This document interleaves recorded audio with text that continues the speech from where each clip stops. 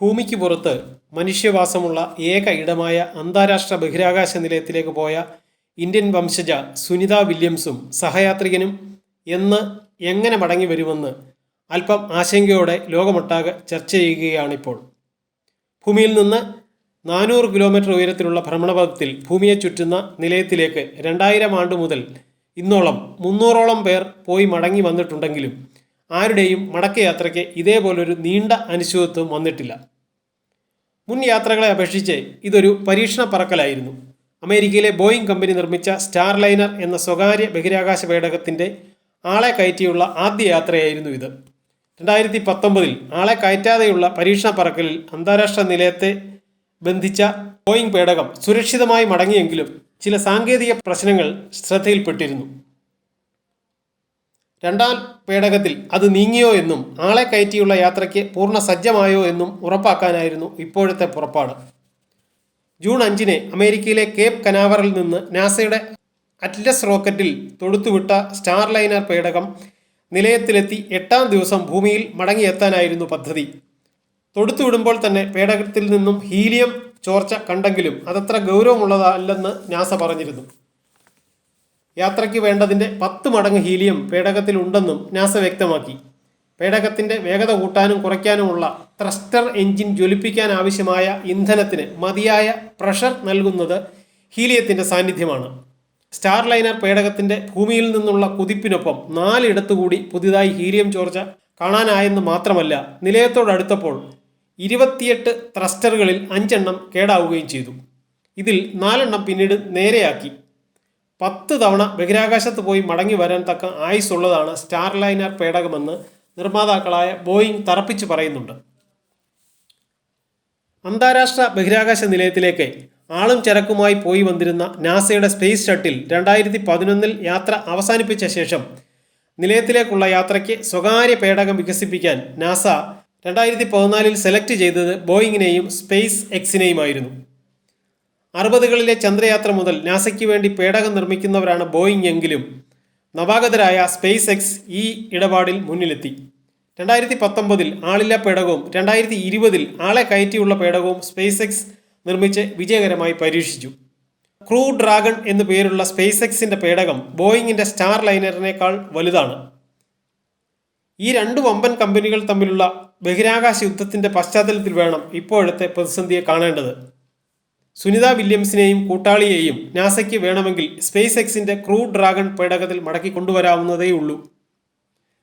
നിലവിൽ അന്താരാഷ്ട്ര നിലയത്തിൽ ബന്ധിച്ചിരിക്കുകയാണ് ഇത്.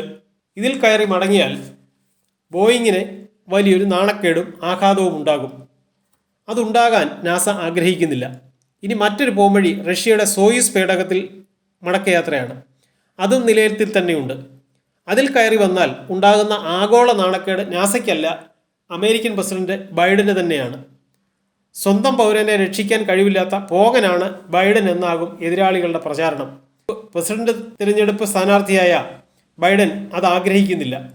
ഈ പശ്ചാത്തലത്തിലാണ് സ്റ്റാർ ലൈനറിൻ്റെ തകരാർ പരിഹരിക്കും വരെ സുനിതയും കൂട്ടാളിയും അന്താരാഷ്ട്ര നിലയത്തിൽ തുടരട്ടെ എന്ന് നാസ തീരുമാനിച്ചത്.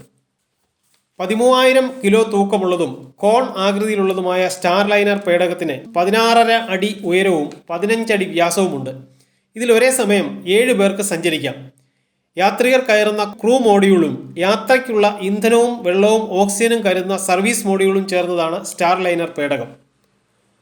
ക്രൂ മോഡ്യൂളിൻ്റെ അടിയിൽ ബന്ധിച്ചിരിക്കുന്നതും വേർപെടുത്താവുന്നതുമായ സർവീസ് മോഡ്യൂളിലാണ് ഹീലിയം ചോർച്ചയും ത്രസ്റ്ററുകളിലെ തകരാറും കണ്ടത്.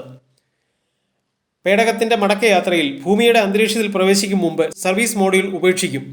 ഇതോടെ പേടകത്തിൻ്റെ ഭാരം കുറയുകയും തിരിച്ചിറക്കം സുഗമമാകുകയും ചെയ്യും.